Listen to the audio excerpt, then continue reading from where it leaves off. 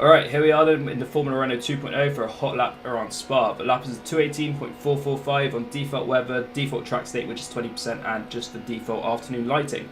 The lap itself, it's fairly clean bar the final chicane where I lost a good amount of time because it wouldn't shift up from first to second. But anyway, here we go, starting the lap. As we come towards the source, you're going to be bumping the gears all the way up into 6th gear, and as you're going to be braking hard down into 1st gear, you're going to be braking just after the dirty patch on the circuit, starting braking around now, put a lot of brake force in, clip the apex on the outside, shift it down into 1st, and then getting on the power nice and quickly and straightening up the car as quick as possible. Obviously, it's a long run from the source all the way to Les Combes, and this is where it will really matter what sort of downforce levels you're running. I'm not really sure what I should class the downforce levels I'm running on this setup. Put it this way, I did lose a bit of time in the middle sector compared to if I was running a bit higher downforce, so maybe I'm just running a bit lower than I could be, but it felt really nice and stable. You got to be a bit careful as you come out of Les Combes though, because the rear can get a bit squirrely, the same as Fagnes. Anyway, back onto the lap. As we come into Les Combes, I always brake on the curb just as the curb starts, and then it gets me a really good entry into the corner. You can shift to 3rd or 4th. I think I should choose to go to 4th here. Gives me a bit more stability coming off the corner into Malmedy, I think that corner is. Then as we come up towards turn 8, you want to keep it in 5th gear and shifting all the way back down to 3rd, maybe even 2nd if you need a bit more rotation if you're running that little bit lower downforce. Keep the car hooked on the curb on the inside, it really helps drag it around.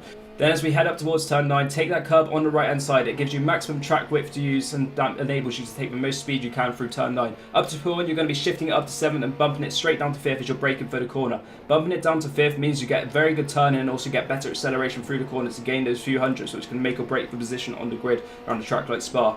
Around Fagnes, then you're going to be up into 7th gear, shifting down to 4th, keeping as close as you can to the corner, to the right hand bit of this little chicane. Then through the left hand bit, you've got to be careful because the car can get a bit squirrely on exit as you head over the curb on the outside. Into Savilo, take the curb on the left as you head into the right hander, shifting down to 3rd, getting very good exit, getting on the power as quick as possible, run over the curb on the exit, then it's just a flat out run through Blanchemont and then into the final bus stop chicane, which really can make or break your lap. For me, it broke my lap because I got stuck in 1st gear when it didn't want to shift up to 2nd gear straight away as you were here.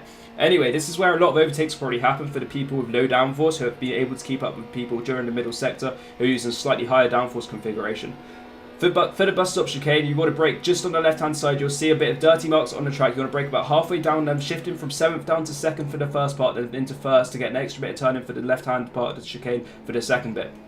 Then get on the power as quickly as possible, shift up the gears as smooth as possible as well, and hopefully you'll have a very nice lap to put you in a good position on the grid. Hopefully this lap's helped and showed you some lines, and hopefully me speaking through it has maybe helped you as well.